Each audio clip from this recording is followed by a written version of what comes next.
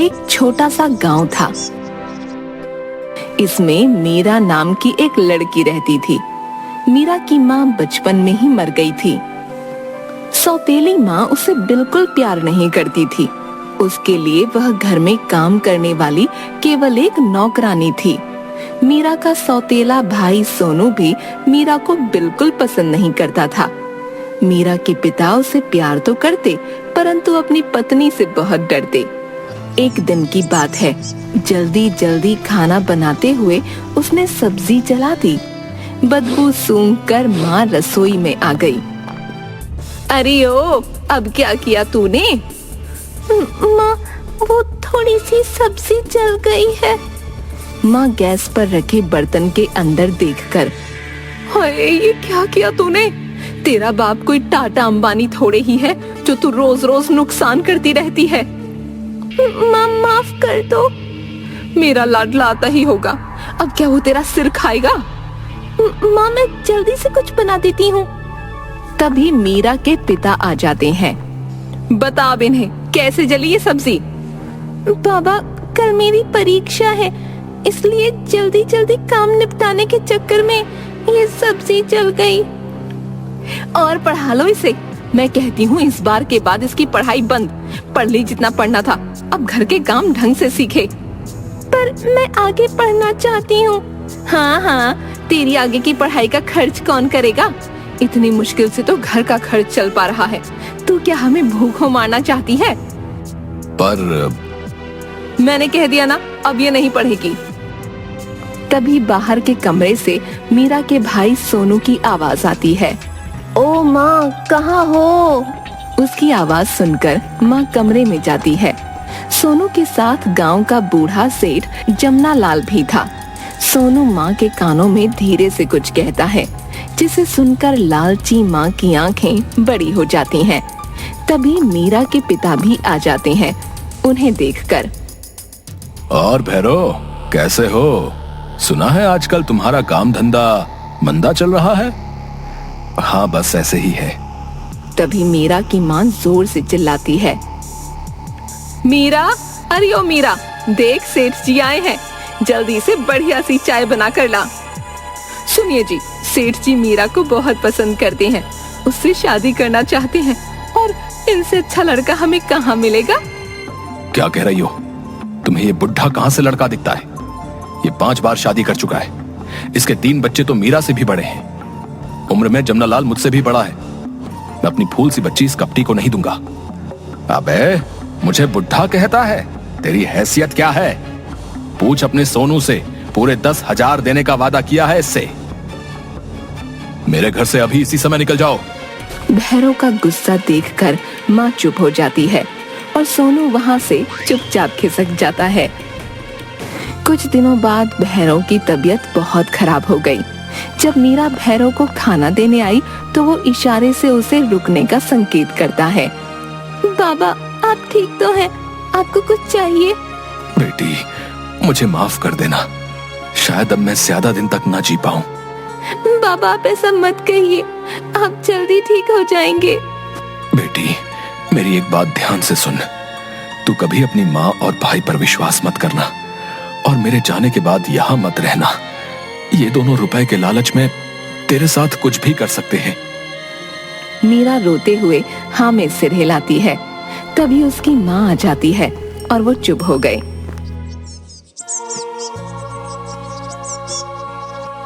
सुबह जब मीरा उठती है तो उसे माँ के रोने की आवाज आती है। उसने भागकर कमरे में जाकर देखा।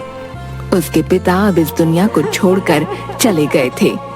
मीरा, माँ और सोनू ने रोते हुए भैरव को अंतिम विदाई दी। भैरव के मरने के कुछ दिन बाद जमना लाल घर में आता है। मीरा छिप कर देखती है कि वो माँ और सोनू से हंस हंस कर बातें कर रहा था। जमना लाल ने नोटों की एक गड्डी माँ को दी, जिसे देखकर वो हंसने लगी और सोनू आंखें बड़ी करके देखने लगा। सेठ जी, आप फिक्र मत कीजिए, कल सुबह आ जाइए मीरा को लेने।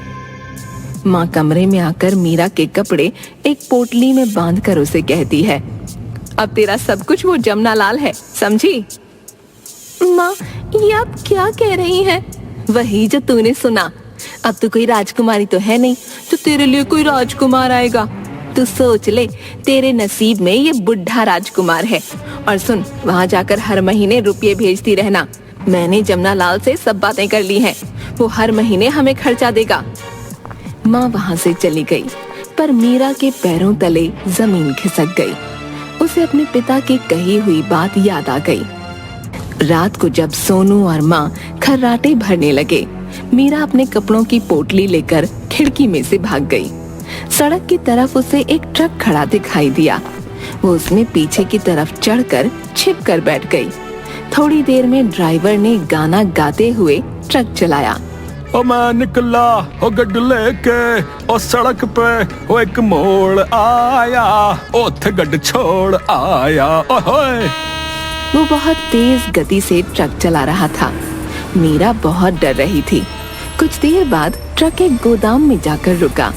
मीरा ने छिप कर देखा, वहाँ बहुत से चोर लुटेरों की भीड़ लगी थी। उनके हाथों में चाकू, डंडे तथा शराब की बोतलें थीं। वो बहुत घबरा गई। हेलो उस्ताद जी, मैंने अपना काम कर दिया है, अब ये ट्रक तुम्हारा। आदमी चाबी लेकर हंसता है। और ध्यान से भाई, पूरा ट्रक माल से भरा है। इस बार सही माल हाथ लगा है। और मैं निकला हो गड्डी लेके और सड़क पे एक मोड़ आया और गड्डी छोड़ आया। गाता हुआ वहाँ से चला गया। हाँ भाई, आ जाओ सब, ट्रक को अभी खाली करना है। बस उस्ताद जी, थोड़ी चढ़ाकर अभी आते हैं। सुनकर मीरा बहुत डर गई। जब सब शराब पीने लगे, मौका देखकर वो ट्रक से उतरकर छिपते हुए गोदाम से बाहर निकल गई। हाथ में पोटली लिए वो रात के अंधेरे में शहर में भटकने लगी। किसी को सामने से आता देखती तो छिप जाती। वो चलते हुए एक बहुत बड़े होटल के सामने पहुंची। वहाँ बहुत सी गाड़ियाँ खड़ी थीं। तभी चौकीदार डंडों से कुत्तों को भगाते हुए वहाँ आया। उसे देखकर मीरा गाड़ियों के बीच में छिप गई। चौकीदार बार बार आ जा रहा था। उसे कुछ समझ नहीं आया। उसने गाड़ियों के दरवाजे चेक किए तो एक गाड़ी का पिछला दरवाजा खुल गया और वो उसमें घुसकर छिप गई। कुछ देर बाद उस गाड़ी का मालिक आ गया और उसे चलाने लगा। रास्ते में उसे पीछे की सीट पर कुछ गड़बड़ लगी। उसने पीछे मुड़कर देखा तो कोई नहीं था। फिर अचानक छींकने की आवाज आई तो वो चिल्लाया। कौन है? कौन है वहाँ? बाहर निकलो नहीं तो पुलिस को कॉल करता हूँ। नहीं नहीं, पुलिस को मत बुलाइए। कौन हो तुम और मेरी गाड़ी में कैसे आई? मीरा ने कुछ नहीं कहा। सुना नहीं तुमने मैंने क्या कहा? मीरा ने घबराते हुए पूरी बात उसे बता दी। तुम यूं आधी रात को अपने घर से भाग आई और ऐसे मेरी गाड़ी में छिप गई। तुम्हें डर नहीं लगता? लगता है, पर मेरे पास कोई और चारा नहीं था। वो जमुना लाल पता नहीं मेरे साथ क्या करता। आप गाड़ी रोक दीजिए, मैं चली जाती हूँ। कहाँ जाओगी? यहाँ तुम्हारी जान पहचान का है कोई? नहीं, कोई नहीं है। आप परेशान मत होइए, मैं देख लूंगी। क्या देख लोगी? मुझे एक जगह पता है, वहाँ छोड़ देता हूँ। तुम्हें कोई काम वाम आता है? मीरा नाम में सिर हिला देती है। अनिल उसे वुमेन हॉस्टल ले जाता है। मीरा जाने लगी तो उसने उसे कुछ रुपए दिए। नहीं नहीं, मुझे नहीं चाहिए। रख लो, वैसे भी ज्यादा नहीं है। और हाँ, मैं कल सुबह 10 बजे तुम्हें यहीं मिलूंगा। तुम्हें कोई काम दिलवा देता हूँ। अगर तुम्हें विश्वास हो तो आना, नहीं तो रहने देना। कहकर वो चला गया और मीरा हॉस्टल में चली गई। सुबह 10 बजे जब वो बाहर आई तो अनिल गाड़ी लेकर पहले से वहाँ मौजूद था। वो गाड़ी में बैठ गई। आप मुझे क्या काम दिलवाएंगे? देखो मीरा, तुम्हारी तरह मेरा भी इस दुनिया में मेरी दादी के सिवा और कोई नहीं है, पर आजकल वो बहुत बीमार रहती है। मैं चाहता हूँ कि तुम उनकी देखभाल करो। क्या तुम ये काम करोगी? इस समय तो मैं कुछ भी काम कर लूंगी। वैसे तो एक नर्स आती है, वो तुम्हें सब कुछ समझा देगी। और हाँ, तुम वहाँ रह भी सकती हो। गाड़ी एक आलीशान बंगले के सामने जाकर रुकी। मीरा ने इतना बड़ा घर पहले नहीं देखा था। अनिल अंदर जाकर एक नर्स से मीरा को मिलवाता है। ये मीरा है, आज से दादी के साथ रहेगी। आप इसे सब समझा दीजिए। कहकर वो चला गया। नर्स उसे दादी से मिलवाती है। मीरा दादी की मन से सेवा करती है, उन्हें समय पर दवा देती है, खाना खिलाती है, उनसे बातें करती है। एक दिन, दादी आप कैसी हैं? मैं बिल्कुल ठीक हूँ। ये मीरा है ना, अब मुझे बीमार ही नहीं होने देती। अच्छा दादी, मुझे देर हो रही है, मैं आपसे बाद में मिलता हूँ। उसके जाने के बाद मीरा दादी को बताती है कि उनका पोता अपना बैग वहीं भूल गया है। दादी, ये बैग तो यहीं रह गया। जरा खोल तो इसमें क्या है। बैग नोटों से भरा था। इसमें तो लाखों रुपए लगते हैं। सुन मीरा, इन्हें चुपचाप तू रख ले, तेरा जीवन संवर जाएगा, किसी को कुछ नहीं पता चलेगा। नहीं नहीं दादी, ये आपके पोते अनिल की कमाई है। आप भी ना कैसी बातें करती हो, वो परेशान हो रहे होंगे। कहकर वो अनिल को फोन करके बैग के बारे में बता देती है। शाम को अनिल बैग लेने आता है तो दादी उससे कहती है, बेटा एक बात कहूँ तो बुरा तो नहीं मानेगा। कहिए ना दादी। मैंने तेरे लिए एक लड़की देखी है। मैं कुछ समझा नहीं। तू मीरा से शादी कर ले। इससे अच्छी और प्यारी लड़की न मैं ढूंढ सकती हूँ और न तू। अगर तुझे कोई एतराज न हो तो।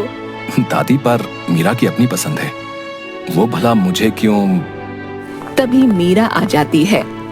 इसे मैं पहले से ही अपने मन की बात बता चुकी हूँ। अगर तुम दोनों तैयार हो तो मेरा आशीर्वाद ले लो। दोनों हमें सिर हिलाते हुए दादी के पैर छूते हैं।